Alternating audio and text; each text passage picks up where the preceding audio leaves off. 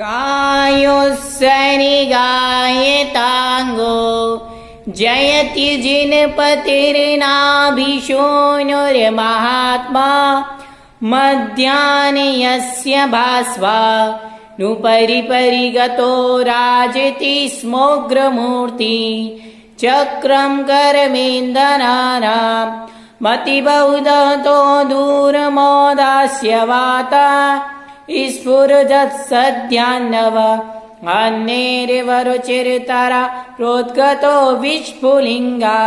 बोलो पंच परमेश्वरी भगवान की जय। आचार्य भगवंत पद्मनंदी महाराज द्वारा विरचित श्री पद्मनंदी पंचविंशति का ग्रंथ का स्वाध्याय कर रहे हैं। अभी आपने हमारे चैनल को सब्सक्राइब नहीं किया है तो सब्सक्राइब कर लें और बेल आइकॉन का बटन दबा लें। हमने पद्मनंदी पंचविंशति का के अंतर्गत द्वितीय प्रकरण दानोपदेश प्रारंभ कर दिया है और इसमें हमने पूर्व में जो प्रथम 5 श्लोक पढ़े थे उन 5 श्लोकों में कौन कौन से प्रश्न बने हैं तो एक बार उन प्रश्नों को जान लेते हैं। हम अब वीडियो में ही आपको प्रश्नोत्तर बताते जाएंगे और आपको यह प्रश्नोत्तर अपनी कॉपी में नोट करना है। तो दानोपदेश के अंतर्गत आप प्रश्न नोट कर लें। सबसे पहला प्रश्न है कि व्रत तीर्थ का प्रारंभ कहाँ से हुआ? व्रत तीर्थ का प्रारंभ कहाँ से हुआ?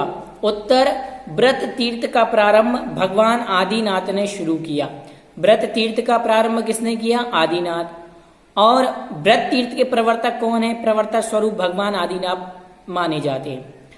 दान तीर्थ के प्रवर्तक के रूप में किसका स्मरण किया जाता है? दान तीर्थ के प्रवर्तक के रूप में राजा श्रेयांस का स्मरण किया जाता है। आदिनाथ भगवान ने कितनी माह उपवास किए? आदिनाथ भगवान ने 6 माह उपवास किए। आदिनाथ भगवान को कितनी माह तक विधि नहीं मिली? आदिनाथ भगवान को 6 माह तक विधि नहीं मिली। 1 वर्ष के बाद उनकी प्रथम पारणा राजा श्रेयांस की यहाँ हुई थी और राजा श्रेयांस ने उन्हें इक्षु का रस आहार में दिया था। अगला प्रश्न, पंचाश्चर्य कौन कौन से होते हैं? प्रश्न है पंचाश्चर्य कौन कौन से होते हैं? उत्तर, पंचाश्चर्य 5 होते हैं। पहला, रत्न वर्षा, रत्नों की वर्षा। दूसरा, दुंदवी बाजों का बजना, जय जय शब्द का प्रसार। चौथा, सुगंधित वायु का संचार। और 5वां, दिव्य पुष्पों की वर्षा। इस प्रकार से यह यहाँ पर हमने प्रश्न, निम्नलिखित प्रश्न जाने थे। अब हम आगे 6वें श्लोक से स्वाध्याय करते हैं और इसमें जो भी प्रश्न आएंगे उनके बारे में भी समझेंगे। एक चीज और हमने जानी थी कि इस संसार में जो दान है, दान क्या है? दान को श्रेष्ठ क्यों कहा गया है? दान को श्रेष्ठ इसलिए कहा गया है क्योंकि दान ही इस संसार से तरने के लिए नौका के समान है। आइए आगे श्लोक क्रमांक 6 का पहले उच्चारण करेंगे, फिर उसका अर्थ समझेंगे, फिर अंत में इसके प्रश्नों को जानेंगे। जनाश्रितो परिग्रह संभृताया सत्पात्र दान विधिरेव गृहस्थताया हेतुः परः शुभ गतिर विश्व में भवेश्मिन् नवः समुद्र एव कर्मठ कर्णधारः। आचार्य भगवंत पद्मनंदी महाराज यहाँ पर समझा रहे हैं और कह रहे हैं, इस संसार में, इस विषम संसार में नाना कुटुंबी जनों के आश्रित परिग्रह से परिपूर्ण यह गृहस्थ अवस्था में शुभ का प्रवर्तन उत्कृष्ट का कारण एकमात्र सत्पात्र दान विधि ही है। जैसे समुद्र से पार होने के लिए चतुर्खेवट नाव का संचालित करता है। अर्थात कह रहे हैं कि जो दान है, दान की चर्चा कर रहे हैं, जो दान है, जो इस संसार में शुभ में प्रवृत्त करने वाला, शुभ में लगाने वाला कौन है? इस संसार में कल्याण का मार्ग क्या है? तो इस संसार में शुभ में प्रवर्तन कराने वाला एकमात्र दान ही है। प्रश्न बन सकता है कि गृहस्थ अवस्था में शुभ में प्रवृत्त कराने वाला कौन है? गृहस्थ अवस्था में उत्कृष्ट शुभ में प्रवर्तन कराने वाला दान ही है। इसलिए दान ही व्यक्ति को देना चाहिए। अब वह दान किसे देना चाहिए?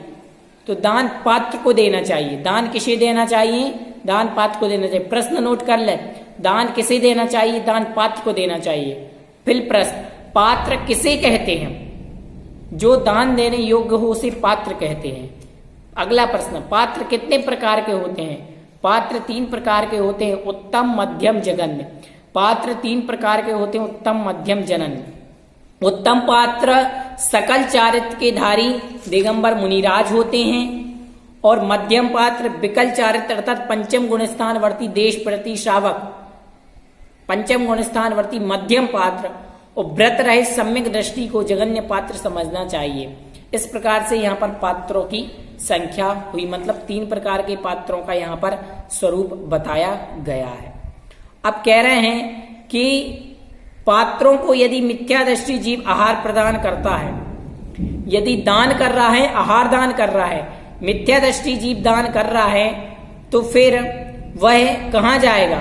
तो कह रहे यदि मिथ्या दृष्टि जीव आहार दान, इन पात्रों को यदि मिथ्या दृष्टि जीव आहार दान करता है तो वो क्रम से उत्तम, मध्यम, जघन्य भोग भूमि के सुख को प्राप्त कर यथा संभव देव पर्याय को प्राप्त करता है। अर्थात मिथ्या दृष्टि जीव यदि आहार देगा तो कौन सी भोग भूमि में जाएगा? प्रश्न, मिथ्या दृष्टि जीव को आहार का फल क्या मिलता है? मिथ्या दृष्टि जीव को आहार दान देने का फल क्या मिलता है? उत्तर, मिथ्या दृष्टि जीव यदि उत्तम पात्र को दान देता है तो उत्तम भोग भूमि, मध्यम पात्र को दान देता है तो मध्यम भोग भूमि, और जघन्य पात्र को दान देता है तो जघन्य भोग भूमि जाता है, और इसके वहां से च्युत होकर के देवों में देव पर्याय को प्राप्त होता है।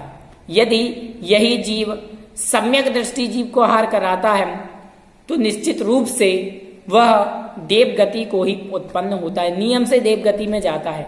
सम्यक दृष्टि जीव को आहार का फल क्या मिलता है? सम्यक दृष्टि जीव आहार कराने के प्रभाव से नियम से देव गति में ही जाता है। सम्यक दृष्टि के कौन सी आयु का बंध होता है? सही विकल्प खाली स्थान में प्रश्न में भी आ सकता है। सम्यक दृष्टि के कौन सी आयु का बंध होता है? उत्तर, सम्यक दृष्टि के एकमात्र देव आयु का बंध होता है। ठीक है, अब हमने पात्र तो जान लिए, अब कुपात्र कौन कहलाते हैं? कुपात्र किसे कहते हैं?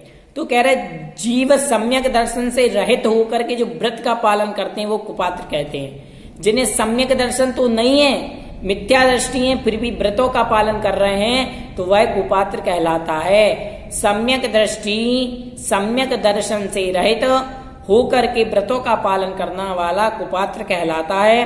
कुपात्र दान, खोटे पात्र को दान करने से प्राणी को कुभोग भूमि, कुमानुषों में उत्पन्न होता है।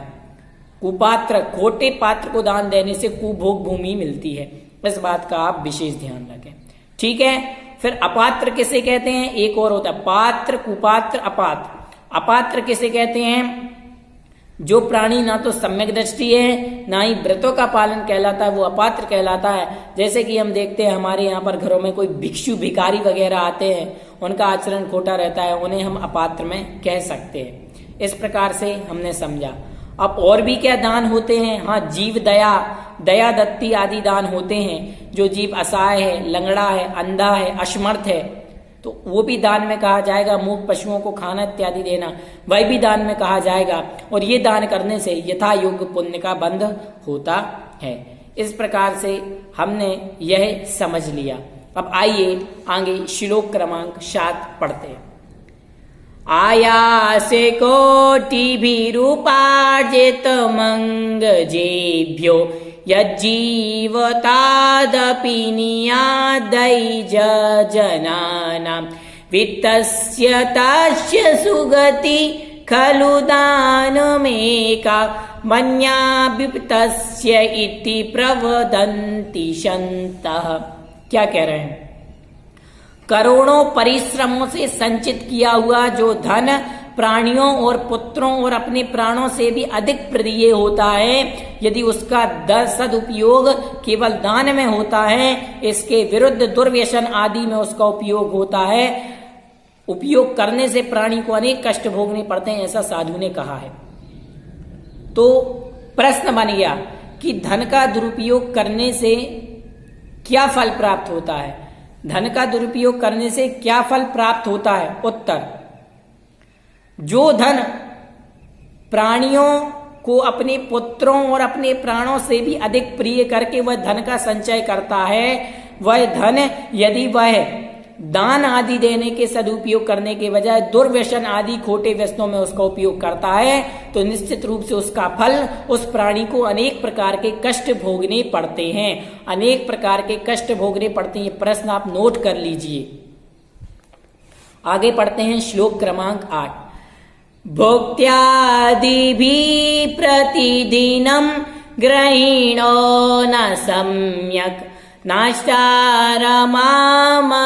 पुनः रेति कदाचिदत्र सत्पात्रदाने विधिना गताप्युदेति क्षेत्रस्थबीजमिव कोटिगुणं वटस्थ।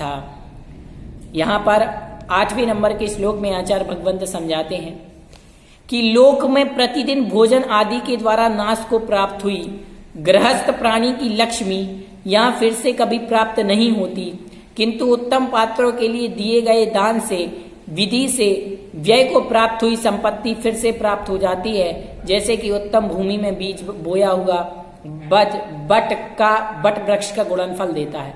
कह रहे हैं, प्रश्न बना कि दान देने का फल क्या होता है, जो हम रुपए संपत्ति आदि दान देते हैं उसका फल क्या होता है। उत्तर, दान देने का फल ये होता है, इसका उत्तर बता रहे हैं। प्रश्न बना, प्रश्न नोट कर ले। दान देने का फल क्या होता है?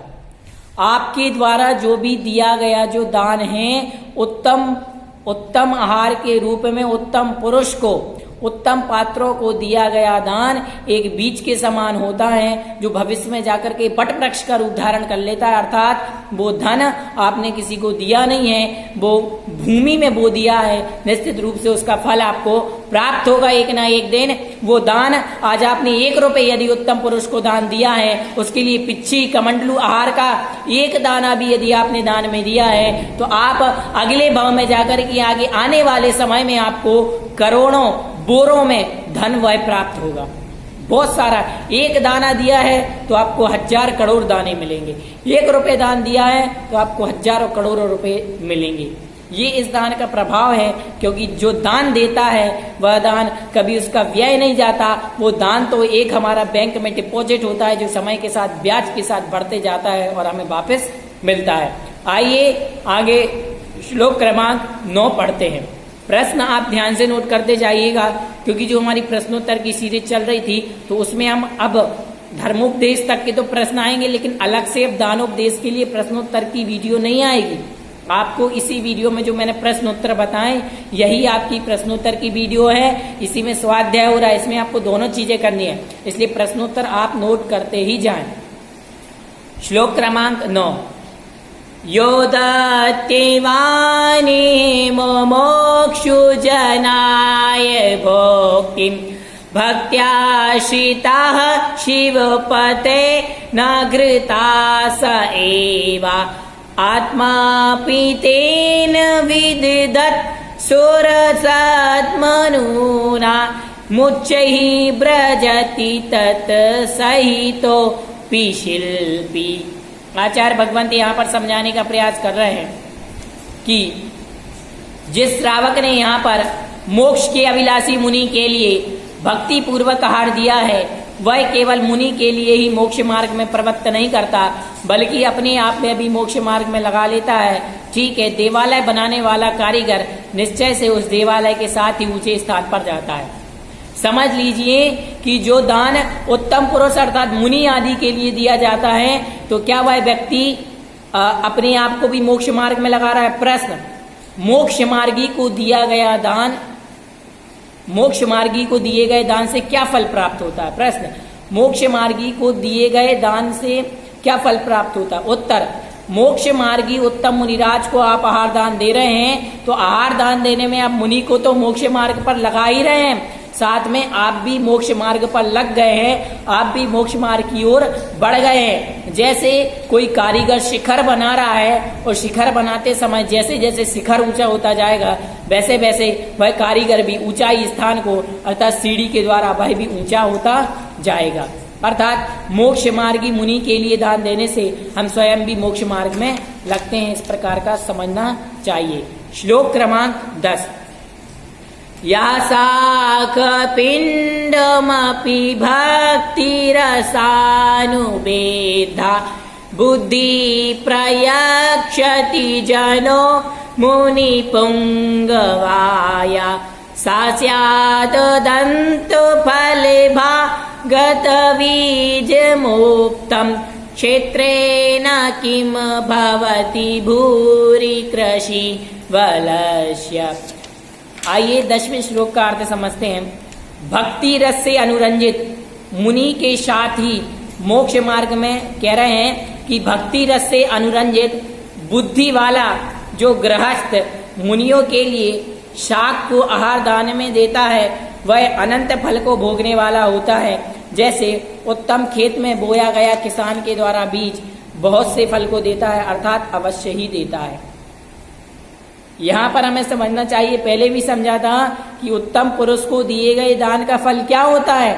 प्रश्न, उत्तम पुरुष को दिए गए दान का फल क्या होता है, तो उत्तर लिख लीजिए। उत्तम पुरुष को दिए गए दान का फल निश्चित रूप से वो क्या है, तो कह रहे हैं कि कोई सद्गृहस्थ बुद्धि वाला मनुष्य उत्तम पुरुष मुनि के लिए शाक आदि को आहार देता है तो उसे अनंत फल अर्थात अनंत फल भोगने वाला होता है, अनंत फल प्राप्त होता है।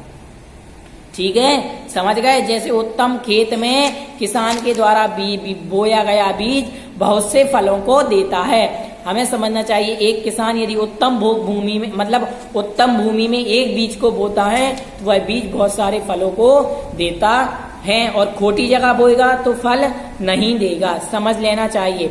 प्रश्न, उत्तम पुरुष को दान देने में और कुपुरुष को दान देने में क्या अंतर है। उत्तम पुरुष को यदि सम्यक दृष्टि उत्तम पुरुष को दान देते हो तो निश्चित रूप से देवायु का बंध होगा और देव में जाएंगे, और मिथ्या दृष्टि आदि को दान देते हो तो उत्तम भोग भूमि आदि मिल सकती है, और कुपात्र इत्यादि को दान देते हो तो निश्चित रूप से आप क्या, यदि मिथ्या दृष्टि को दान देते हो तो निश्चित रूप से दुर्गति मिलेगी, और सम्यक दृष्टि को दान देते हो तो भोग भूमि मिलेगी। ध्यान रखना इस बात का।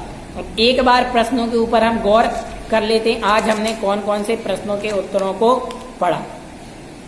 यहाँ पर सबसे पहले हमने प्रश्न बना था कि इस संसार में कल्याण का मार्ग क्या है। इस संसार में कल्याण का मार्ग एकमात्र दान की विधि है।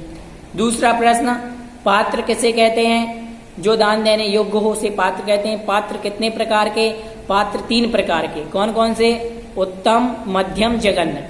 उत्तम पात्र किसे कहते हैं, दिगंबर मुनिराज को उत्तम पात्र कहते हैं। मध्यम पात्र जो देशव्रती श्रावक पंचम गुण स्थानवर्ती श्रावक होता है वह मध्यम पात्र, और जघन्य पात्र जो सम्यक दृष्टि श्रावक होता है लेकिन व्रत नहीं होते हैं वह हमारे लिए क्या समझना चाहिए, जघन्य पात्र समझना चाहिए। यदि मिथ्या दृष्टि जीव इन पात्रों को दान देता है तो उसे किसकी प्राप्ति होती है। यदि मिथ्या दृष्टि जीव उत्तम पात्र को दान देता है तो उत्तम भोग भूमि में जाता है। मिथ्या दृष्टि जीव मध्यम पात्र को आहार देता है तो मध्यम भोग भूमि, और जघन्य पात्र को दान देता है तो जघन्य भोग भूमि के सुख को भोग करके यथा संभव देव पर्याय को प्राप्त होता है।